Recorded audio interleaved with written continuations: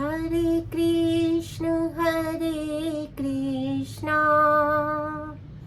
कृष्ण कृष्ण हरे हरे, हरे राम राम राम हरे हरे। हरे कृष्णा सभी भक्तजनों को मेरा दंडवत प्रणाम। आज हम भगवद गीता जी के 11वें अध्याय के 43वें और 44वें अर्थात 43 और 44 नंबर श्लोक पर चर्चा करेंगे। इस अध्याय में जब भगवान अपना विराट स्वरूप अर्जुन को दिखा देते हैं तो अर्जुन जो है वो धन्य हो गए हैं और अर्जुन भावाकुल हो गए हैं। और वो किस प्रकार से भगवान की स्तुति कर रहे हैं इसी का वर्णन 43वें श्लोक में है। और मुझे ऐसा लगा कि हम सब भी अर्जुन की उस स्तुति में अपने आप को शामिल कर लेते हैं और यही स्तुति भगवान के चरणों में करते हैं, तो शायद हम भी एक दिन उसी शुद्ध भक्ति के स्तर पर पहुंचेंगे जहां भगवान के साथ हमारा जो वास्तविक संबंध है उसको हम प्राप्त कर पाएंगे।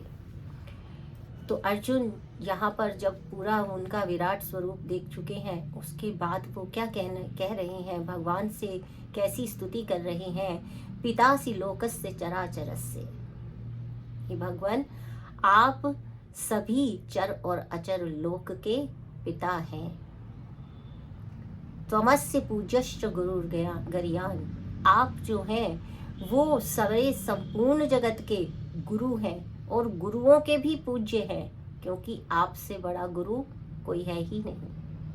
कैसे हैं भगवान सबसे बड़े गुरु के भगवान ने स्वयं ब्रह्मा को वेद का उपदेश दिया,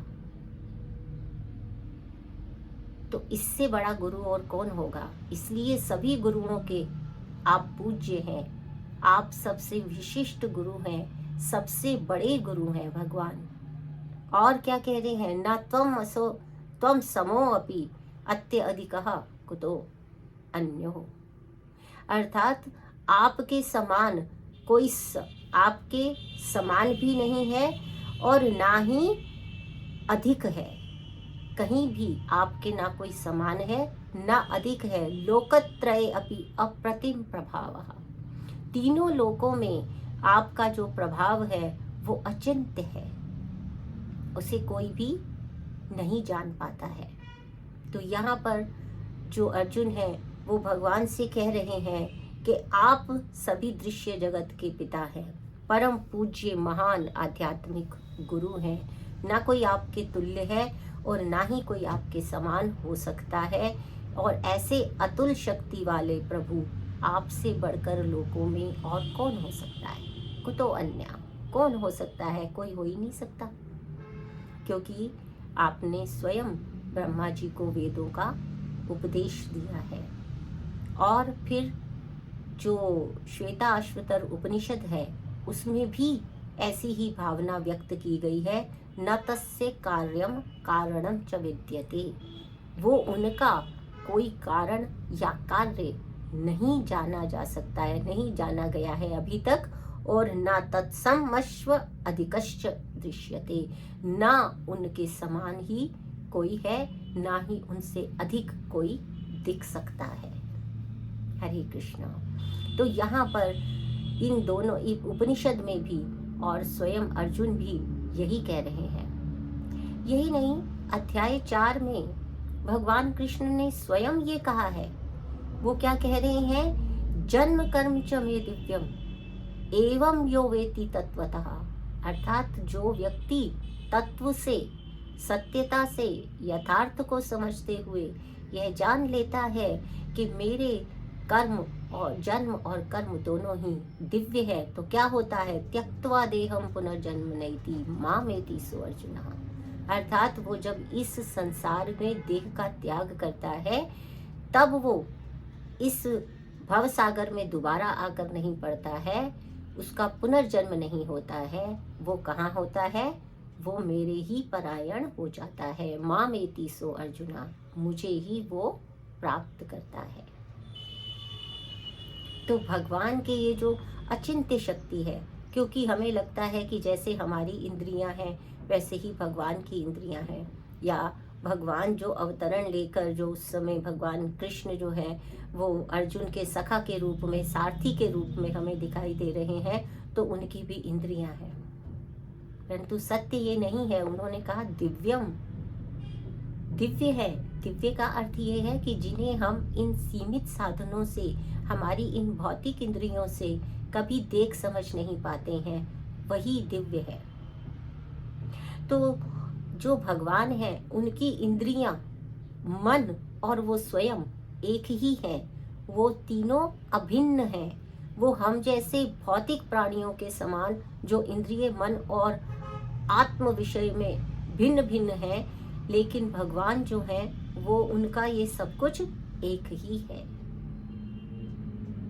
उनका ये सब आध्यात्मिक है, एक सा है, कोई भी भिन्नता उसमें नहीं है।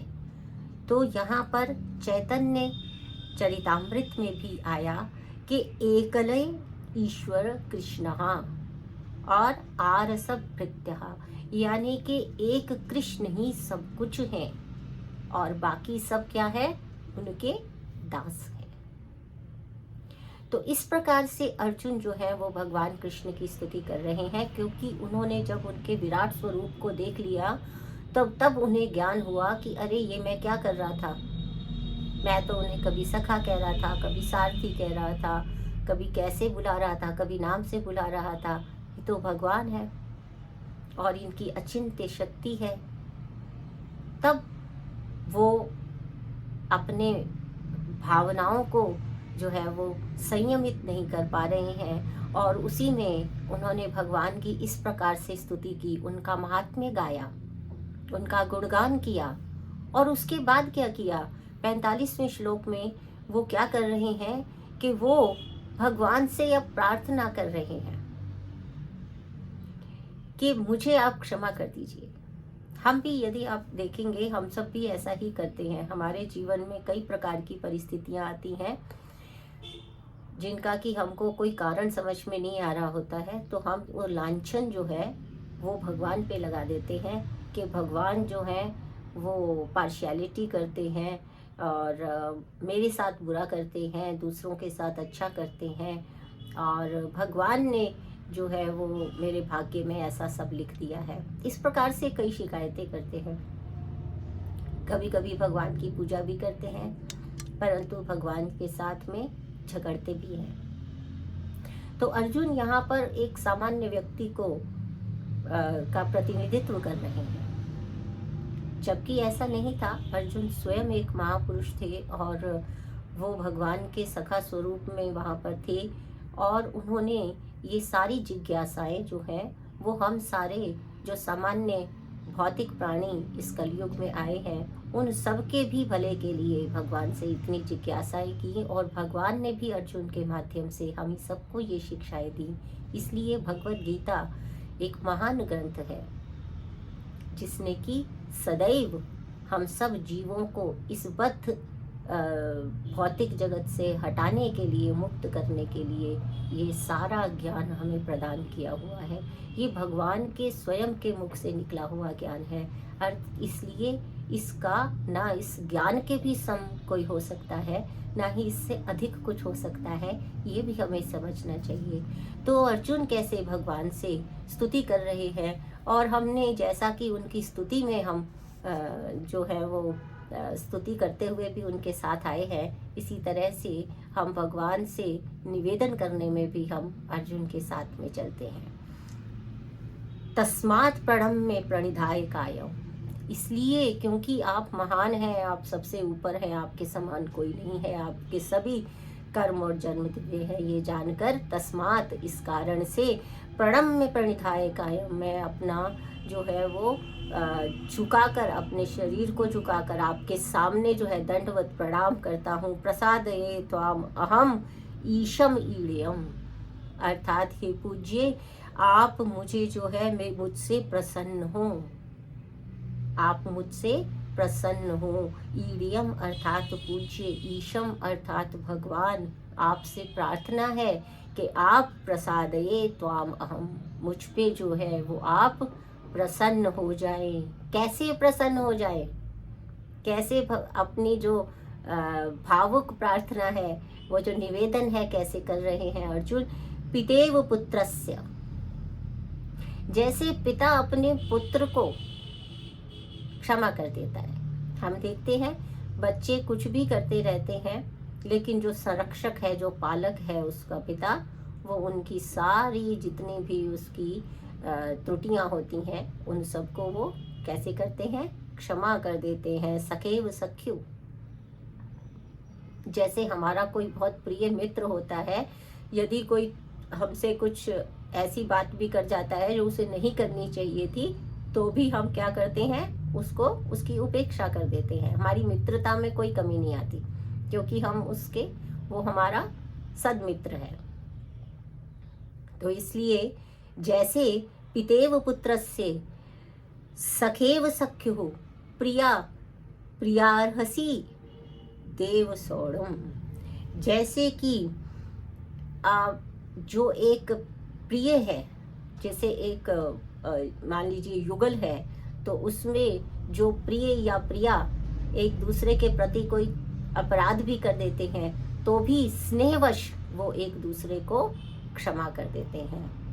और इसी प्रकार से देव सोढ़म, इसीलिए हे प्रभु, हे भगवान, आप मेरी जितनी भी त्रुटियां हैं, जो भी मेरे से अपराध हुए हैं, आप उनको सहन कीजिएगा। अज्ञानतावश जो मैंने अपराध किया हो, अपमान किया हो, जो भी किया हो, आप मुझे क्षमा कर देना।